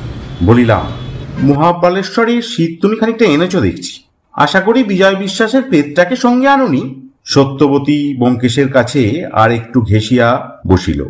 ব্যোমকেশ আমার পানে একটি সকৌতুক দৃষ্টি আনিয়া বলিল, প্রেত সম্বন্ধে তোমার ভুল ধারণা এখনো যায়নি। বলিলাম, প্রেত সম্বন্ধে আমার ভুল ধারণা থাকা বিচিত্র নয়, কারণ প্রেতের সঙ্গে আমি কখনো রাত্রিবাস করিনি। আচ্ছা ব্যোমকেশ, সত্যি তুমি ভূত বিশ্বাস করো? যা প্রত্যক্ষ করেছি তা বিশ্বাস করা না করার কোনো প্রশ্নই ওঠে না। তুমি ব্যোমকেশ বক্সীর অস্তিত্বে বিশ্বাস করো? ব্যোমকেশ বক্সীর অস্তিত্বে বিশ্বাস করি, কারণ তাকে চোখের সামনে দেখতে পাচ্ছি, কিন্তু ভূত তো চোখে দেখিনি, বিশ্বাস করি কি করে? আমি তোমাকে বিশ্বাস করতে বলছি না, কিন্তু আমি যদি বিশ্বাস করি তুমি আপত্তি করবে কেন? কিছুক্ষণ নীরবে ধূমপান করিলাম। আচ্ছা, ও কথা থাক। বিশ্বাসে মিলয় কৃষ্ণ, তর্কে বহুদূর। কিন্তু তোমার ভূতের এত চেষ্টা সত্ত্বেও কার্যসিদ্ধি হলো না। কে বলে কার্যসিদ্ধি হয়নি? ভূত চেয়েছিল মস্ত ধোঁকার টাটি ভেঙে দিতে, সে সেটা দিয়েছে। তার মানে কি এখনো কিছুই বুঝলে না? কেন বুঝবো না? প্রথমে আমি অবশ্য হৈমবতীর চরিত্র ভুল বুঝেছিলাম, কিন্তু এখন বুঝেছি হৈমবতী আর মানিক মেহতা মিলে বিজয় বিশ্বাসকে খুন করেছিল। হৈমবতী একটি সাংঘাতিক মেয়ে মানুষ। হৈমবতীর চরিত্র ঠিকই বুঝেছ, কিন্তু ভূতকে এখনো চেনোনি। ভূতের চরিত্র আরো সাংঘাতিক। সত্যবতী ব্যোমকেশের আরো কাছে সরিয়া গেল। হঠাৎ কাঁপিয়া উঠিয়া বলিল, আমার শীত করছে। শীত করছে না ভয় করছে? ব্যোমকেশ হাসিয়া নিজের আলোয়ানের অর্ধেকটা তাহার গায়ে জড়াইয়া দিল। বলিলাম, এসো এসো বধূ এসো, আধা চড়ে বসো, বুড়ো বয়সে লজ্জা করে না? ব্যোমকেশ বলিল, তোমাকে আবার লজ্জা কি? তুমি তো অবোধ শিশু। সত্যবতী সায় দিয়া বলিল, নয়তো কি, যার বিয়ে হয়নি সে তো দুধের ছেলে। আচ্ছা আচ্ছা, এখন ভূতের কথা হোক, আমি কিছুই বুঝিনি, তুমি সব খোলসা করে বলো। ব্যোমকেশ বলিল, খেপে গেছে। আচ্ছা, আগে তোমাকে কয়েকটা প্রশ্ন করি। মানিক মেহতা বিজয় বিশ্বাসকে খুন করবার জন্যে খাদের ধারে নিয়ে গিয়েছিল কেন? বিজয় বিশ্বাসী বা গিয়েছিল কেন? চিন্তা করিয়া বলিলাম, জানি না। দ্বিতীয় প্রশ্ন, বিজয় বিশ্বাসের নামে ব্যাংকে 1002 টাকা ছিল, হোটেল বিক্রি হওয়ার আগেই সে টাকাগুলো বার করে নিয়েছিল কেন? জানি না। তৃতীয় প্রশ্ন, তুমি যখন হৈমবতীর সঙ্গে দেখা করতে গিয়েছিলে তখন চাকরটা তোমাকে বলল হৈমবতী স্নান করছেন, তখন তোমার খটকা লাগলো না? না, মানে খেয়াল করিনি। চতুর্থ প্রশ্ন, চাকরটাকে সন্দেহ হয়নি? না, চাকরটাকে সন্দেহ করবার কোনো কারণ হয়নি। সে পূর্ববঙ্গের লোক, মাত্র কয়েকদিন হৈমবতীর চাকরিতে ঢুকেছে। অবশ্য একথা যদি সত্যিই হয়, যে সে লোহার সিন্দুক খোলার চেষ্টা করেছিল। অজিত, তোমার সরলতা সত্যিই মর্মস্পর্শী। চাকরটা সিন্দুক খোলবার উদ্যোগ করেছিল বটে, কিন্তু চুরি করবার জন্য নয়। মহাবালেশ্বরে দুজন লোক খুন করবার ষড়যন্ত্র করেছিল। তাদের মধ্যে একজন হৈমবতী, আর একজন কে? মানিক মেহতা ছাড়া আর কে হতে পারে? ওইখানেই ধাপ্পা, প্রচন্ড ধাপ্পা। হৈমবতী ষড়যন্ত্র করেছিল তার স্বামীর সঙ্গে, মানিক মেহতার সঙ্গে নয়। হৈমবতীর আর যে দোষী থাকুক, সে পতিব্রতা নারী, তাতে কোনো সন্দেহ নেই। হতবুদ্ধি হইয়া বলিলাম, কি বলছো তুমি? ব্যোমকেশ বলিল, যা বলছি মন দিয়ে শোনো। হোমজি যখন আমাকে গল্পটা বললেন, তখন আমার মনে বিশেষ দাগ কাটেনি, তবু একটা খটকা লেগেছিল। মানিক মেহতা বিজয় বিশ্বাসকে খুন করবার জন্যে খাদের ধারে নিয়ে গেল কেন? বিজয় শীতকাতুরে লোক ছিল, সেই বা গেল কেন? তারপর ভূতের উৎপাত শুরু হলো। দায়ে পড়ে অনুসন্ধান শুরু করলাম। খটকা ক্রমে সন্দেহে পরিণত হতে লাগলো। তারপর ওয়ার্ডরোবের মধ্যে পেলাম এক টুকরো বাদামি কাগজে একটা ঠিকানা, বাংলা অক্ষরে লেখা কলকাতার উপকণ্ঠের একটা ঠিকানা। আমার মনের অন্ধকার একটু একটু করে দূর হতে লাগলো। তোমাকে লম্বা চিঠি লিখলাম, তারপর তোমার উত্তর যখন পেলাম, তখন আর কোনো সংশয় রইল না। আপ্তে সাহেবকে সব কথা বললাম। তিনি তখনও ঠ্যাং নিয়ে পড়ে আছেন, কিন্তু তখনই কলকাতার পুলিশকে টেলিগ্রাম করলেন এবং আমার প্লেনে আসার ব্যবস্থা করে দিলেন। হৈমবতী আর বিজয় বিশ্বাসকে ধরা গেল না বটে, কিন্তু প্রেতের উদ্দেশ্য সিদ্ধ হয়েছে। আসল অপরাধী কারা তা জানা গেছে। বলা বাহুল্য, যে প্রেতটা নাছোড়বান্দা হয়ে আমাকে ধরেছিল, সে মানিক মেহতা। সত্যবতী বলিল, সত্যি কি হয়েছিল বলো না গো। সত্যি কি হয়েছিল তা জানে কেবল হৈমবতী আর বিজয় বিশ্বাস। আমি মোটামুটি যা আন্দাজ করেছি তাই তোমাদের বলছি।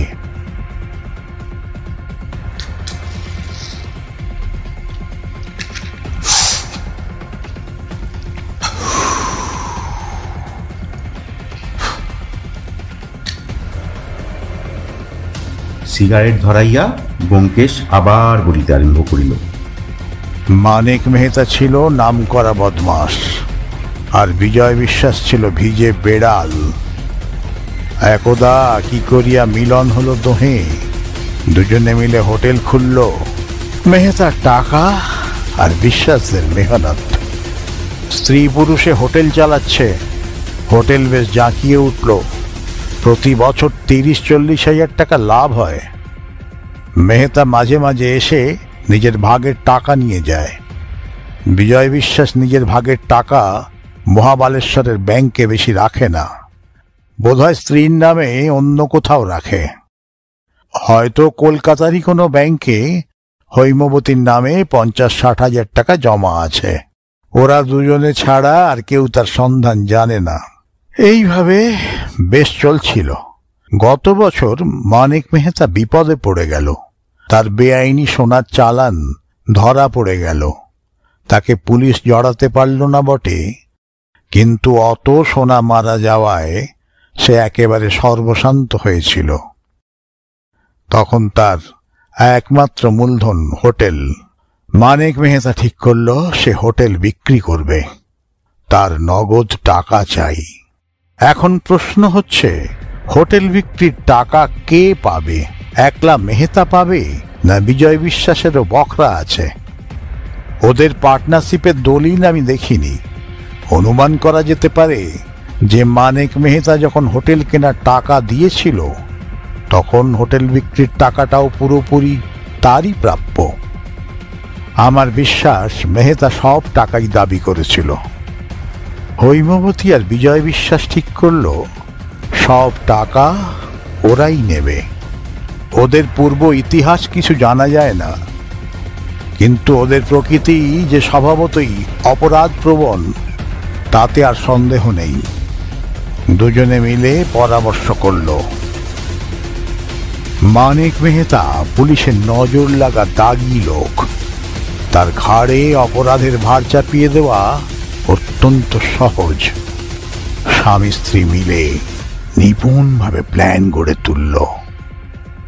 কলকাতার উপকণ্ঠে তখন কিভাবে ওরা বাসা ঠিক করেছিল আমি জানি না, হয়তো কলকাতার কোনো পরিচিত লোক মারফত বাসাটা ঠিক করেছিল। হৈমবতী বাসার ঠিকানা কাগজে লিখে ওয়ার্ডরোবের মধ্যে গুঁজে রেখেছিল, পাছে ঠিকানা ভুলে যায়। পরে অবশ্য ঠিকানা তাদের মুখস্থ হয়ে গিয়েছিল, তাই হৈমবতী যাওয়ার সময় বাদামি কাগজের টুকরোটা ওয়ার্ডরোবেই ফেলে যায়। কাঠের ওয়ার্ডরোবে বাদামি কাগজের টুকরোটা বোধহয় চোখে পড়েনি। ওই একটা মারাত্মক ভুল হৈমবতী করেছিল। যা হোক, নির্দিষ্ট রাত্রে মানিক মেহতা চুপি চুপি এসে হাজির। হোটেলে একটাও অতিথি নেই। চাকরানিটাকে হৈমবতী নিশ্চয়ই ঘুমের ওষুধ খাইয়েছিল। হোটেলে ছিল কেবল হৈমবতী আর বিজয় বিশ্বাস। মানিক মেহতাকে ওরা হোটেলের অফিস ঘরেই খুন করেছিল, এমনভাবে খুন করেছিল যাতে রক্তপাত না হয়। তারপর ছদ্মবেশ ধারণের পালা। বিজয় বিশ্বাস মানিক মেহতার গা থেকে জামা কাপড় খুলে নিজে পরল, আর নিজের জামা কাপড় গলাবন্ধ মানিক মেহতাকে পরিয়ে দিল। তারপর দুজনের লাশ নিয়ে গিয়ে খাদের মধ্যে ফেলে দিল। কিছুদিন থেকে এক ব্যাঘ্র দম্পতি খাদে এসে বাসা নিয়েছিল, সুতরাং লাশের যে কিছুই থাকবে না তা বিশ্বাস দম্পতি জানত।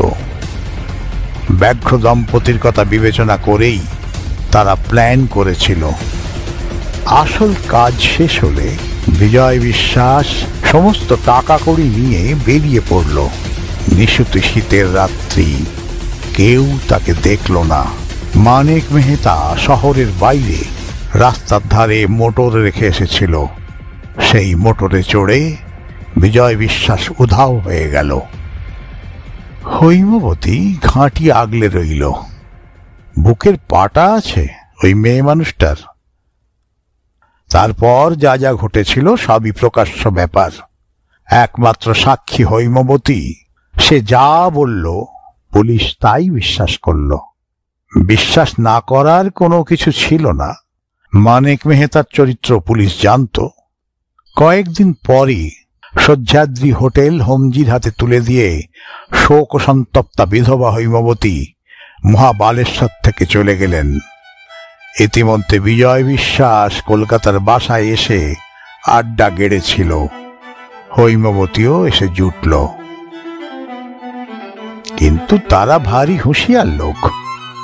একেবারে নিশ্চিন্ত হয়নি, সাবধানে ছিল। তাই মহাবালেশ্বরের চিঠি পেয়ে অজিত যখন দেখা করতে গেল তখন হৈমবতী চমকে উঠল বটে, কিন্তু ঘাবড়ালো না। হৈমবতীর তখন বোধহয় বিধবার সাজ ছিল না, তাই সে বিধবা সাজতে গেল। চাকর অজিতকে বাইরের ঘরে বসালো। অজিত যদি এতটা সরল না হতো তাহলে ওর খটকা লাগতো। শীতের সন্ধেবেলায় মেয়েরা গা ধুতে পারে, চুল ভিজিয়ে স্নান করে না। যাই হোক, হৈমবতী যখন এলো তখন তার সদ্য স্নাত চেহারা দেখে আমাদের অজিত মুগ্ধ হয়ে গেল। সে হৈমবতীকে আমার নাম বলল। হৈমবতীর ব্যাপার বুঝতে আর তিলার্ধ দেরি হলো না। অজিত আমার নামটাকে যতখানি অখ্যাত মনে করে ততখানি অখ্যাত নয়। আমার নাম অজিতের কল্যাণেই সকলের জানা হয়ে গেছে। কিন্তু সে যাক, বিকাশ ওদিকে জানলা দিয়ে শোবার ঘরে দুটো খাট আর লোহার সিন্দুক দেখে নিয়েছিল। অজিতের চিঠিতে ওটাই ছিল সবচেয়ে জরুরি কথা।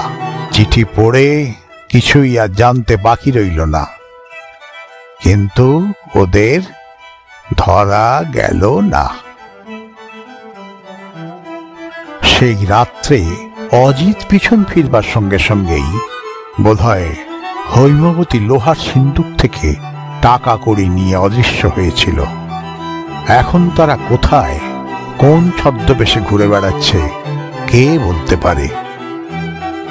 হয়তো তারা কোনো দিনই ধরা পড়বে না, আবার হয়তো ধরা পড়বে, তবে না পড়ার সম্ভাবনাটাই বেশি। ৩৫ কোটি নরনারীর বাসভূমি এই ভারতবর্ষ। কিছুক্ষণ তিনজনে চুপ করিয়া বসিয়া রহিলাম। বাহিরে যে হাওয়াটা উঠিয়াছিল তাহা থামিয়া গিয়াছে। ঘড়িতে 10টা বাজল।